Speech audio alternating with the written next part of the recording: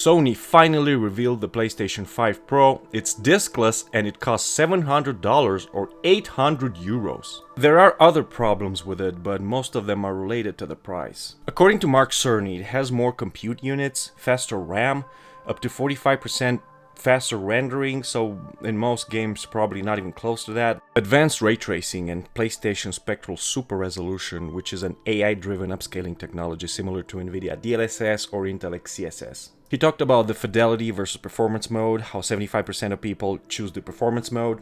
What they're trying to do is merge the two into one, so you'll probably get the fidelity mode but running at 60 FPS in most games. Then they show comparisons between the PS5 performance mode and the PS5 Pro, and there is a difference, but I don't think it's worth $700 or 800 euros.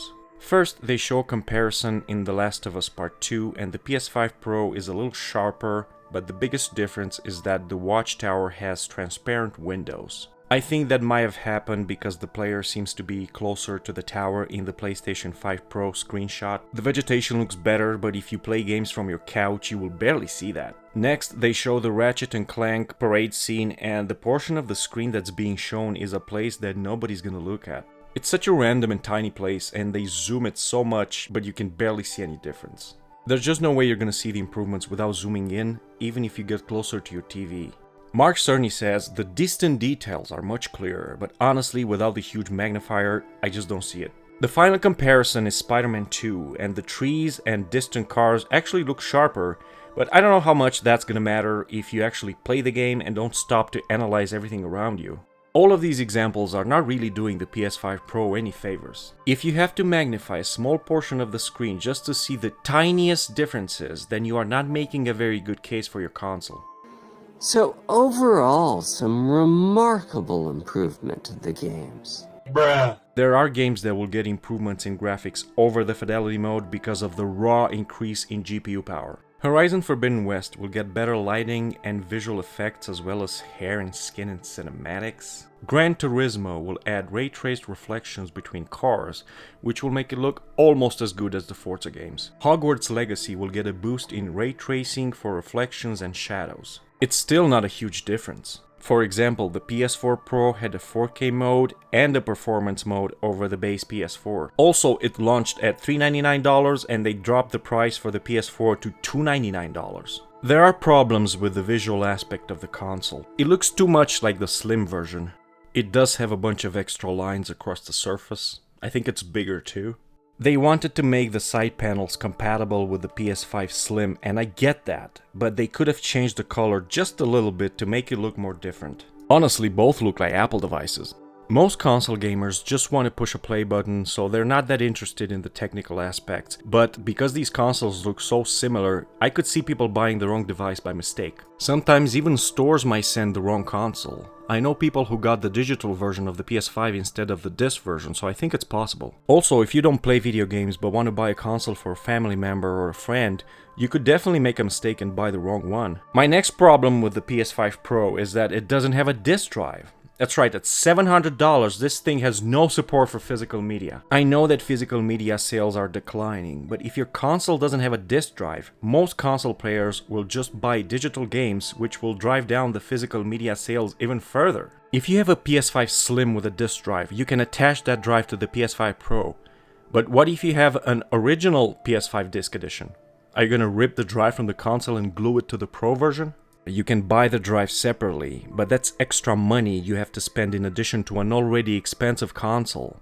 And it might not even be available because following the reveal, disc drives are already selling out. I'm new to the PlayStation ecosystem. I'm a PC gamer. I bought a PS4 Pro a while ago just to play Bloodborne, and since then have played some other games. I always play using the performance mode and find the graphics to be fine, nothing to complain about. On my PC I use max settings most of the time, but I don't feel like I'm missing anything when it comes to the visuals on my PS4 Pro. I recently decided to buy a new console because there are a bunch of PS5 titles I want to play. I decided to wait until the announcement to make a decision on which console version to buy.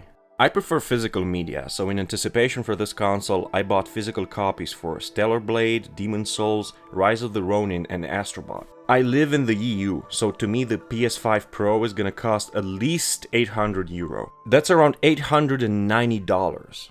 But I also need a disk drive, and the cheapest drive I could find in my country costs 148 euro. That's 164 in US dollars. So in total, I have to spend $1,054. Keep in mind that at launch, the PS5 Pro will be above 800 euro. So I can easily see myself spending over $1,100. Now, in comparison, the cheapest PS5 Slim Disc Edition I could find costs 513 euro. That's 570 US dollars. That's a little over half of the PS5 Pro plus the disc drive. I'm not gonna spend over $1,000 on a freaking console. Call me broke if you wish, I'm not buying it. You can use this money to upgrade a decent PC into a pretty good PC. If this $700 console sells a lot of units and becomes successful, the price for your base PS6 is going to be way over $500. Without the disc drive, of course. I wish consoles would stop trying to compete with PC gaming. Graphics are already good enough. Mark Cerny said it himself, most people choose the performance mode. Price is a lot more important for a console. Just make a box most people can afford, make a lot of games for it, and stop blowing up your budgets on cutscenes. They price it too high and then complain that console gaming is becoming less popular. A self-fulfilling prophecy. You don't need a new console, you need to release more games and stop wasting most of your money on cinematic cutscenes unless it's absolutely necessary. I don't want to watch video games, I want to play video games. Yeah, I'm going with the Slim. I know what you're gonna say. Buy the Pro for GTA 6 because it's coming on the consoles first. You want that 60 FPS experience, right? Well, apparently it might not run at 60 FPS on the PS5 Pro either. Have you ever thought that in 2025 you're gonna play a game at only 30 FPS? You don't have to think about it too much because it might just happen. One more thing, Sony announced the PlayStation 5 Slim and Pro consoles 30th anniversary limited edition bundle with a case for a disc drive it doesn't come with. So basically, only the digital editions. Great. Oh, the camera's on. The camera's been on the whole time, huh? I don't even know. Hello.